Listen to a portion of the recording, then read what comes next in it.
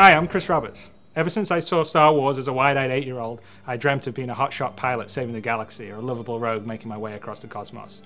It inspired me to make Wing Commander and has influenced everything I've done since then.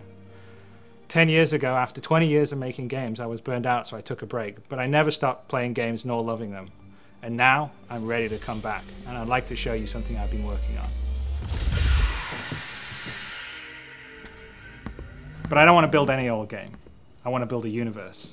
I want to build a game I always wanted to build, but I didn't have the tools to do until now. One that you can fly off a carrier fighting a heroic war on the front lines, but also one that you can muster out and find your own fortune in the stars wherever your spaceship takes you. I want to be able to share this experience with my friends and fight against real opponents in space, not just AI. And I want this to be as good or better than any other game out there. And I want to actively push the boundaries of what you can do in a game. None of this would have been even possible 2 years ago.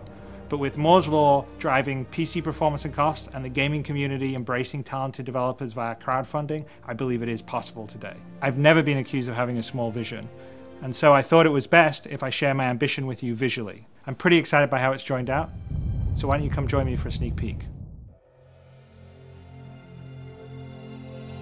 What I'm building, the Star Citizen and the Squadron 42 combination, you essentially have both things available to you. So Squadron 42 is the sort of single player experience where you are getting missions. You're in the military, so it's not that open world because you're going to be going AWOL if you decide you want to go off to some other planet.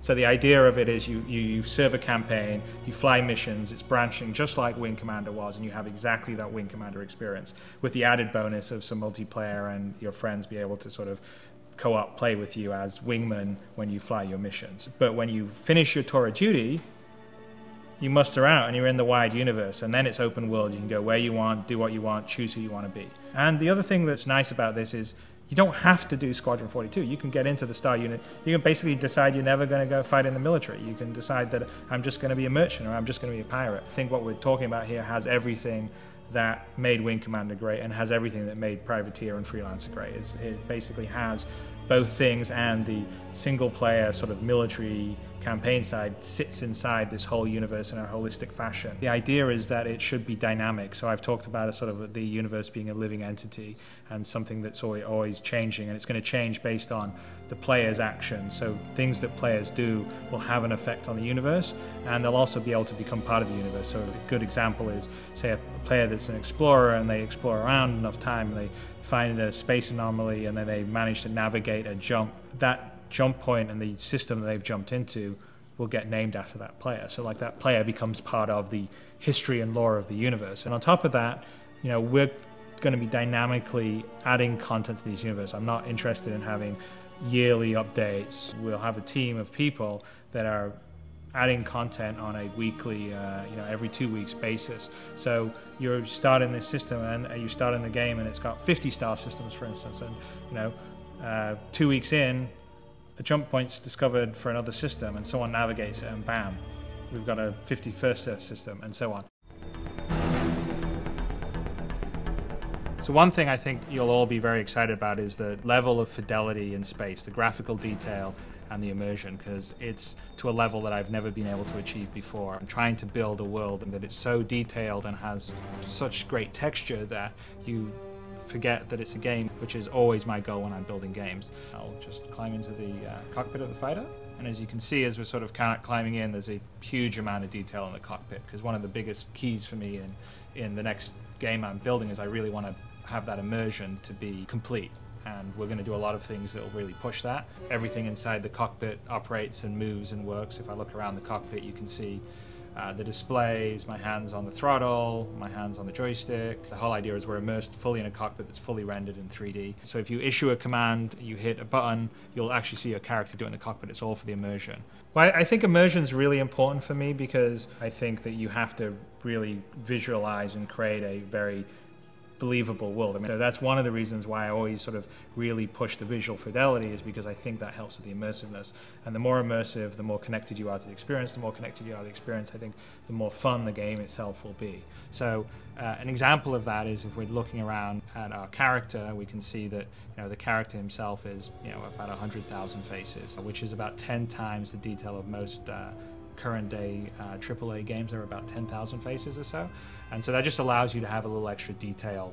The wires on his pilot outfit, the creases in the uniform, and have it really stand up when you come in close and not break down because it's too pixely. So I'm really excited about the physics, and they're going to be a strong part of the gameplay. So let me demonstrate some of the features of how the physics interacts with how you control. The ship itself is built and designed and simulated like a real ship. So there's 4 thrusters on the bottom, and there's 4 thrusters on the top, and then of course there's obviously the engine at the back. Most of the ships in this universe are going to fly very much like an F-35 would do. They're fly-by-wire, so they take your input as a pilot and crunch it into trajectories and vectors it needs to tell the various thrusters to achieve what you've asked it to do. So if I want to rotate, or I want to, say if I want to pitch, like I'm doing now, or I'm going to yaw, or I'm going to roll, it actually polls the thrusters themselves and says how quickly can you rotate to the position I need you to deliver thrust, and how much thrust can you deliver, and the thrusters talk back to the flight computer and says, okay, I can get you there in 0.1 of a millisecond, and I give you this much thrust. The whole system is dynamically doing that every single frame and flying that way. It's really cool because what happens is a lot of unexpected or dynamic behavior happens by it. And then, for instance, if we're flying around in a dogfight, one of our thrusters gets damaged, it will affect our maneuverability. And it's not a matter of changing a script or data, it's actually all dynamically simulated in the system. Here's a really great example of the level of scale. I'm going to walk out this corridor and out onto the flight deck, and as you can see, it's huge. The carrier that's in the prototype level is about 1 kilometer in size. It's full of activity and spaceships and people. So one of the things that I'm the most excited by the technology we've been working on is the ability to scale. So we have detail for scale at a human level. So our character's about 1.8 meters in size. Then the same level of detail for a fighter craft that you'll fly, or a bigger craft, which say this fighter craft is 27 meters in size. I'm building a game and a universe that's essentially the universe in the game I would like to play. So it's for gamers like myself. So I wouldn't say that I'm a social, casual gamer that plays Farmville. I mean, I like sophisticated experiences. Well, I'm picking PC over console because PC was what I always used to do in the past, but more importantly, it's because PC is an open platform. PC is always constantly innovating. I really care about the PC. I really want to push the PC to the limit. I think it's a great game platform. I'm really actually quite sad and angry about the situation right now, where it sort of feels like, PC games and PC gamers don't get any respect. It's the medium that is the coolest and the most powerful, and that's really why I'm focused on PC. We're going to allow users to design some spaceships and build them and submit them, and if it passes the standards, then it can get sold in the ship dealers on certain planets, and maybe the person that built that spaceship will be earning money from other players that think that spaceship's cool and want to pay them for it. So one of the things that